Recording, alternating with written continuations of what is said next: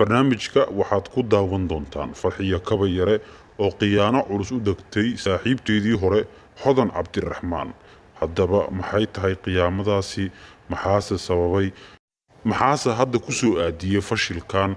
maxaadse ka og tahay khiyaanadii ay Farxiyo Kaba Yare u maleegtay markii Hodan Cabdiraxmaan Muqdisho ay timid kadib markii Farxiyo Kaba Yare loo diiday inay hotelka City Plaza ku qabsato show, laakiin taa beddelkeeda Farxiyo Kaba Yare markii loo diiday ay Hodan Cabdiraxmaan timid isla markaasina show ku qabsatay. Farxiyo Kaba Yare khiyaanadii ugu cusleed oo ay nafteeda ku waayi tagtay Hodan Cabdiraxmaan oo ay u degtay ayaad barnaamijka ku daawan doontaan, taasoo fashilantay dhowr sano kadib. balse inta aanan barnaamijka u gudagelin saaxiibayaal, halkani waa Bal Arag Media, taasoo aad wax walba ee aad doonaysid in aad aragtid isla markaasina sir walba ee kaa qorsan soo qufi doonta. Bal Arag ayaad wax walba ka arki doontaan insha Allah. Subscribe saaro, gambaleelka ha hilmaamin si aad u noqoto daawadaha ugu horeeya ee Bal Arag arka waxa aan soo dhigno, taasoo aanan uga aabayeeli doonin ciddu nuuca ay doonto oo ahaato, oo aan u soo gudbin doonno xogtu sida ay noo soo gaarto annaga oo aan waxba qarinin. haddaba aan barnaamijka u gudagalno. sida aad wada ogeydeenba 2015 ayay ahayd markii Farxiyo Kaba Yare laga banaday show ay ku qabsan rabtay magaalada Muqdisho ee caasimadda Soomaaliya, kaas oo uu ka joojiyay qof shakhsi ah. isla markaasina Farxiyo Kaba Yare markii uu ka joojiyay kadib fanaaniin kale oo ay saaxiibayiin oo ay ka mid tahay Hodan Cabdiraxmaan, sidoo kale uu ka mid yahay Axmed Rasta, u yeedhay si ay Muqdisho showgii ay Farxiyo Kaba Yare ku qaban lahayd ugu qabtaan. haddaba dagaalkii ka dhashay arrintaasi oo macnaha Farxiyo Kaba Yare oo aan filayn saaxiibadeedii garabka in ay maaragtay loo adeegsado dagaal ayada lagula jiray, ayay Farxiyo Kaba Yare arrimooyin fadeexa ah oo xitaa nafta Hodan Cabdiraxmaan khatar geliyay ku dhaqaaqday. halkan ayay khiyaanadu ka bilaabatay. السلام عليكم. walaalkayga macaan oo mar horaan kaala dardaarmane naag sanaan haddii aad guursato owlaad baari ma ka helaysid, owlaad xalaale ma dhalaysid. fanaanimadu waa dembi, waa ilaahay wuxuu raalli ka ahayn, xataa adiga iska dhaaf baan ku dhahay. haddana waad u jeedaa sharaf xumo iyo sharaf daro ayay kuu keentay adigoo nin caan magaalada ka ah.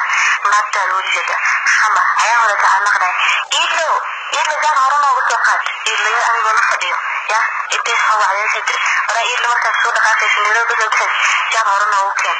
warnaa kuma aantaas walaalo macana waan kuu baryaa iska fog adigoo guursada gabar iska maskiinaan kuu dhaanta taas. waxaase file waa noqday Farxiyo Kaba Yare oo lagu yaqaanay fudeed aad u fara badan oo aysan qarsan karin waxyaabaha ayada markaas ay doonayso in ay sheegto ama u qarsan.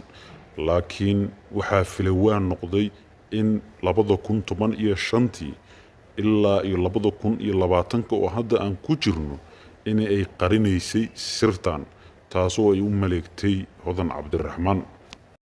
ugu dambaynse sirtii oo dhan bannaanka ayay timid oo waa ay fashilantay. Farxiyo Kaba Yare markii ay Mursal Muuse guursatay Hodan Cabdiraxmaan ayay Hargeysa timid, show ayay ku qabsatay, way is arkeen Hodan Cabdiraxmaan iyo iyadu, balse Hodan Cabdiraxmaan ayaa ka war heshay dabin ay u dhigaysay Farxiyo Kaba Yare, taasoo ay ku soo aadisay showgeeda markii ay Hodan Cabdiraxmaan timid Hargeysa. waatii Farxiyo Kaba Yare ku bahdishay Mursal Muuse showgeedii kadib markii uu garabka qabsamaagay isla markaasina iska filigtay si uu uga caroodo. laakiin Hodan Cabdiraxmaan iyo Farxiyo Kaba Yare markaas ayaa isku dambeysay oo qorshihii Farxiyo Kaba Yare Hargeysa u timid oo ahaa in ay Hodan Cabdiraxmaan arrin kale oo mashaqo ah dhexda ka fariisiso waa uu ka fashilmay. Mareykanka ayay u laabatay. markii ay Mareykanka u laabatay ayay qorshihii ay 4 sano maleegaysay soo gabagaboobay oo waxa ay la kulantay Maxamed Alta oo ahay sayga Hodan Cabdiraxmaan markii ay soo aadaysay magaalada Muqdisho oo ahayd 2015. Farxiyo Kaba Yare waxaa caddaatay in ay iyadu isku dirtay oo ay ka dambeysay gabadhii Maxamed Alta la dhalatay ee Muqdisho codka uga duubtay walaalkeed maxamed alta isla markaasina u sheegtay in ay hodan cabdiraxmaan hoteelada muqdisho ka tumato waxay arrintii oo dhanba ku soo gabagabowday in Farxiyo Kabayare maxamed alta dhibaatadii ay u geysatay ay iyadu ka daaweyso kadib markii gabadha la dhalatay maxamed alta ay u sheegtay inay Farxiyo ka dambeysay qorshihii ay codka ugu duubaysay laakiin Farxiyo hadda waxa ay maxamed alta u sheegtay inay diyaar u tahay in ay guursato isla markaasina ay ka dhagaydo boogihii ka soo gaaray dhibaatooyinkii ay u geysatay iyada oo dagaal kula jirtay hodan cabdiraxmaan laakiin aan isaga dagaal kula jirin dagaalkii ay hodan kula jirtayna uu saameeyey maxamed alta hawshii oo dhanba filinkii 4 sano la jilayay ee socday qarsoodiga ahaa wuxuu ku soo gabagaboobay in Farxiyo Kabayare maxamed alta guursato kaasoo asbuucyada soo socda la shaacin doona meerkooda hawshuna waxa ay maraysaa isku dhuuq waxaan sugnaaba waa hodan cabdiraxmaan oo soo jawaabta dhibaatadii ay u geystay hodan cabdiraxmaanne ka hadasha wixii ay ogeydna soo bandhigta channelku waa channelkaadii subscribe saaro gambaleelka ha hilmaamin si aad u noqoto daawadaha ugu horeeya ee daawada xogaha aan baahinayno